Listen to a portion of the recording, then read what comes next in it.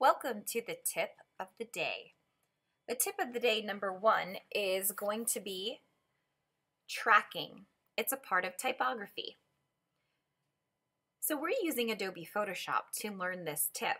However, the same command can be used on all Adobe design programs such as InDesign, Illustrator, and Photoshop. So let's get ready for the first tip of the day. This is the Adobe Photoshop's logo. It was created with 2 fonts, Minion Pro and Myriad. Now, if you use those 2 fonts and just type these words, it would not look like the logo that you just saw. It would look like this.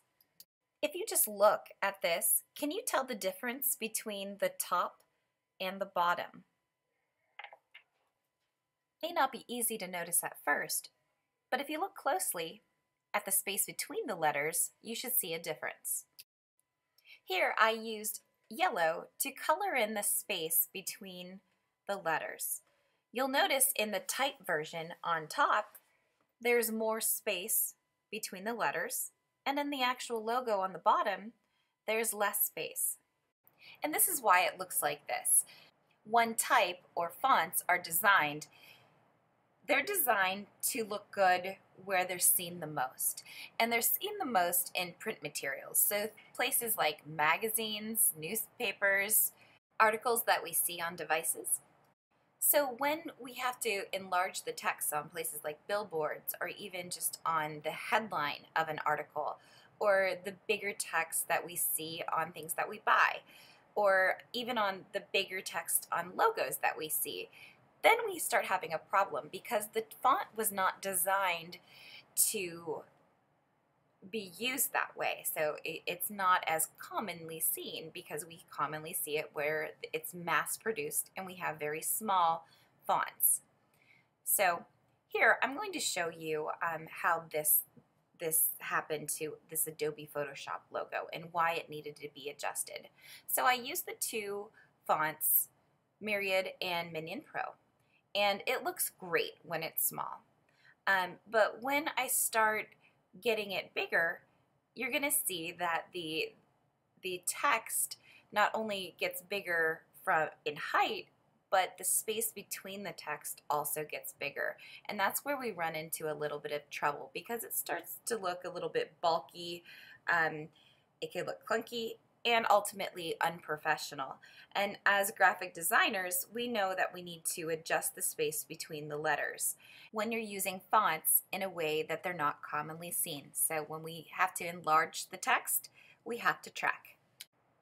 In graphic design, we study typography, and this particular type of typography is called tracking. Now here's your assignment. It's your turn to try this out. It's a good idea before you start working with text to make sure the window that adjusts the character or the text is open. So if you go to the word window and then click on character, you'll get a character palette that you'll be using throughout this lesson. So you're going to open up the tracking file with the Adobe Photoshop logo. And the first thing I want to show you is that you need to know how to highlight the text so that you can manipulate it. To highlight text in Photoshop, as long as you have a text layer, if you go to the Layers palette and double-click on the T icon on your text layer, it will highlight your text. Now that the text is highlighted, on your keyboard, hold down Option and tap the back arrow, and you'll see this space reducing. Now you don't want to reduce it so much that the letters touch. Stop and make sure that your letters do not touch. Your job in this assignment is going to be to try to get your letters to look exactly like the original logo like this. Make sure that the letters don't get too close where they actually touch, so be very careful of that. Especially watch the spacing between the B and the E in Adobe. Tracking is a very visual practice, so I try to avoid giving you a number. So you can track by saying, hey, track it down by 20%, but you wouldn't want to do that. Instead, try to feel what looks good. So it either will just look right or it will look wrong. The only advice I'm going to give you with this is just try not to ever let the letters touch. If they touch, in most cases, it's not going to look good. Here's some rules that may help you. When a font gets bigger, you make the space smaller by adjusting the space between the letters. As designers, we most commonly apply tracking to reduce the space in headlines and logos. As text gets bigger, the space between the letters expands. And some designers use tracking to diminish the overall spacing in large-scale text. Now, fonts are measured in point sizes. Small sizes, such as 10 point, 12 point, or 14 point, don't usually need tracked. But large fonts, such as 80 point, 100 point, and even higher, usually need some tracking, especially when you're using them in logos and headlines, anything that's going to be seen that's really big. The more you look at and study professional typography, the more that you're going to get confident in your own eye. Look at as many examples around you as you can. Now, just because a lot of people ask this next question, a lot of times people say, you know what about those little registration marks? How can I adjust those? Well, first of all, if you want to type one, you hit Option G to type a copyright symbol and Option R to type a registration mark. So even though this is not tracking, I do want to show you how you can make those registration marks look a little bit smaller. This is part of your lesson, so make sure you do the registration marks. You'll notice that even though the registration marks are typed there, they're way too big, so we need to make them a lot smaller. So first of all, you have to go to the text tool, so you have to be on the T. And then if you hover near them and then click and drag, you highlight that text. Go to your character palette, and on the top right-hand corner, you'll see a flyout menu.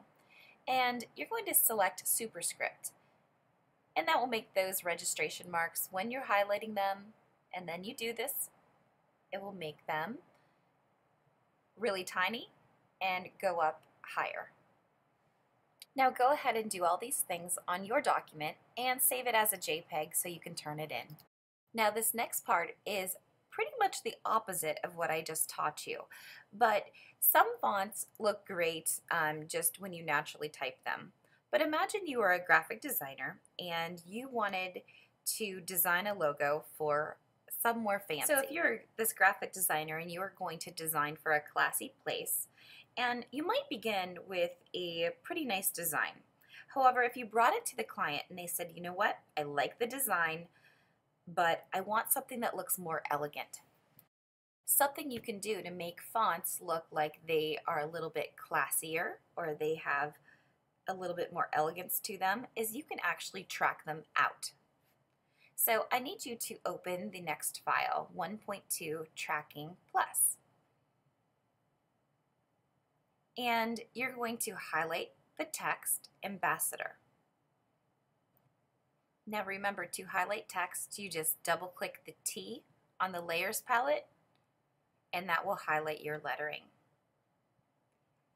Now to add more space between the letters, you're going to use the keyboard's commands Option and right arrow. Track the word Ambassador out until it aligns with both ends, the left and the right, of the line below it. When you add spacing, you give it more air or spacing.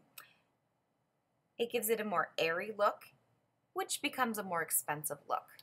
Now do the same thing with Fine Hotels and Suites. You want to track it out until it's as long as the line above it. Here's a funny thing that happens when you add tracking to a font. The size of the font actually appears bigger. So to make the size not look larger, we need to highlight that Fine Hotels and Suites again and actually reduce the font size.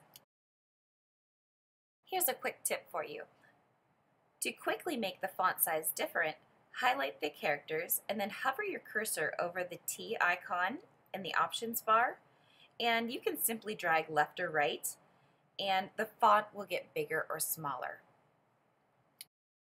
So remember, in this instance, we are going to make it a little smaller.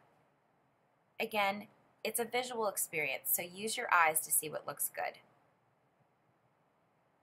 I have it around a 12-point font, and then I'm going to track it out so that it aligns with the end of the line above the word. Be sure to realign the text when you finish, and you'll also have to move it up a little bit. Now, here's something that you might not know. When you're in the text tool, you don't have to go to the move tool to actually move the font. You simply move the cursor away from the letters and it will change to a move tool, allowing you to move the font up and down either with your mouse or you could use the arrow keys on your keyboard. Now, this entire design was created in Photoshop, and so I want to tell you about that little symbol above the word ambassador. It is actually a custom shape that's built into Photoshop. I'm going to have you make your own shape. So if you could hide the layer that shape is on, and then you're going to go over to the tool that shows shapes. Now you're going to click and hold that drawer and go to the custom shape tool. After you go to the tools, remember you always go to the options bar and we're going to pick a custom shape. So click the drop down arrow next to where it says shape. Now click the gear and go down to ornaments. It will ask you if you want to append, and you want to append, so you'll just hit append. And now if you scroll through those shapes, you can see that you have some ornamental shapes that you can draw using Photoshop. So pick one that you like. Now use your tool, hold shift and click and drag. Let go of your mouse, then shift, and you'll have a shape. If you'd like to add color to that shape, you have to double click on the shape's thumbnail icon. A pop-up will appear with a color picker, and you set the circle to the color that you'd like. And then hit OK. Okay, now we're ready to align the layers. So go to your layers palette and click the top layer, hold shift, and click the background layer. Make sure that you are on the move tool. Now you're going to go up to your options bar and click align horizontal centers, and everything will be aligned perfectly. Now, I noticed my shape was a little bit higher than I wanted, so I clicked on that shape and then pushed the down arrow, and I made that a little bit closer to the word ambassador, making it look like a unified logo. Now save this as a JPEG so you can turn it into Schoology.